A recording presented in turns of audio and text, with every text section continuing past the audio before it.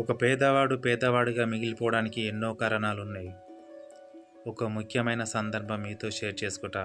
ఎందుకంటే నేను చాలా చోట్ల చూశాను, చాలాసార్లు చూస్తూనే ఉన్నాను.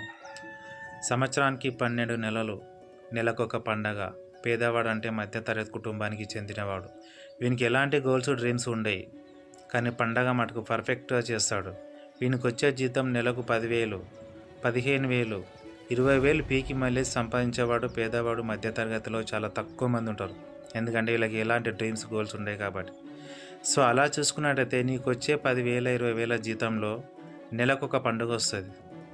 పండగకు సంబంధించి 3 రోజుల పండుగ ఉంటే 3 రోజుల డ్రెస్సులు కొంటావు, 4 రోజుల పండుగ ఉంటే 4 రోజుల డ్రెస్సులు కొంటావు, 5 రోజుల పండుగ ఉంటే 5 రోజుల డ్రెస్సులు కొంటావు. 5 రోజుల పండుగ అని చెప్పి 5 రోజుల పండుగలు చేస్తారు. డబ్బులు ఎంత వృధా చేస్తారంటే, పండగలు చేసుకోవద్దని నేను అనట్లేదు, బట్ డబ్బుకు విలువ ఇవ్వండి. పండగ ఎంతవరకు చేసుకుంటామో అంతవరకే చేసుకోవాలి. డబ్బుని ఎంత ఖర్చు పెట్టాలో అంతవరకే ఖర్చు పెట్టాలి. 10 రోజులు పండగ ఉందని చెప్పి 10 రోజులు షాపింగ్ చేయడం కాదు. 10 రోజులు పండుగ ఉంది 10 రోజులు నగలు అవి కొనడం కాదు. నువ్వు చేసిన కష్టం మొత్తం నీ పండగలకే బలైపోతుంది. తర్వాత ఒకరోజు హాస్పిటల్ సమస్య వస్తే మంది కాళ్ళు మొక్కుతున్నావు. ప్రతి ఒక్కడు ఇలాగే చేస్తురు. వ్యవస్థ మీద ఇదే జరుగుతుంది. నిజం మాట్లాడితే ఎవడికి నచ్చదు. ఇక్కడ నేను బతకమని చెబుతున్నా, డబ్బులు పోగేయమని చెప్తున్నా. డబ్బులు వృధాగా చేసే మూర్ఖులు ఎంతోమంది ఉన్నారు. ఎంతోమందిని చూస్తున్నాం. అత్తగారు సొమ్ము అని చెప్పి, అమ్మగారి సొమ్ము అని చెప్పి ఎంతోమంది డబ్బులు వేలకు వేలు, లక్షలు ఇస్తున్నారు. అలాంటి మూర్ఖులు కూడా డబ్బులను వృధా చేసుకొని ఇప్పటికి రోడ్ల మీద అడుక్కు తింటున్నారు. కానీ ఇలాంటి అవకాశం ఒక మంచి మేధావికి దొరకదు.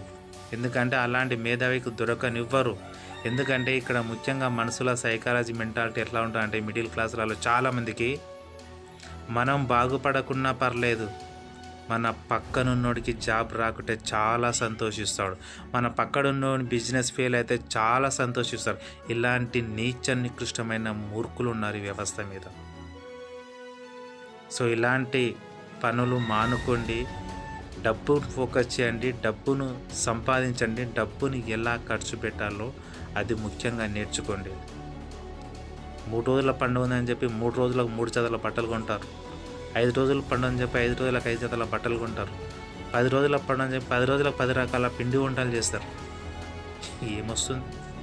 తర్వాత హాస్పిటల్ సమస్య వచ్చి హాస్పిటల్లో పడితే ప్రాణం పోయి శవాన్ని తెచ్చి బొందల గడ్డకు శ్మశాన వాటిక పోనీకి కూడా ఇంకొంత కాలు ముక్కి అప్పు చేస్తున్నారు. మారండి. డబ్బుకు ఇంపార్టెంట్ ఇవ్వండి. డబ్బును క్రమ పద్ధతితో ఖర్చు పెట్టే ప్రయత్నం నేర్చుకోండి. నేను చెప్పిన విషయం మీకు నచ్చితే నా ఛానల్ సబ్స్క్రైబ్ చేయండి. నచ్చకుంటే ఈ వీడియో ఇతరులకు షేర్ చేయండి.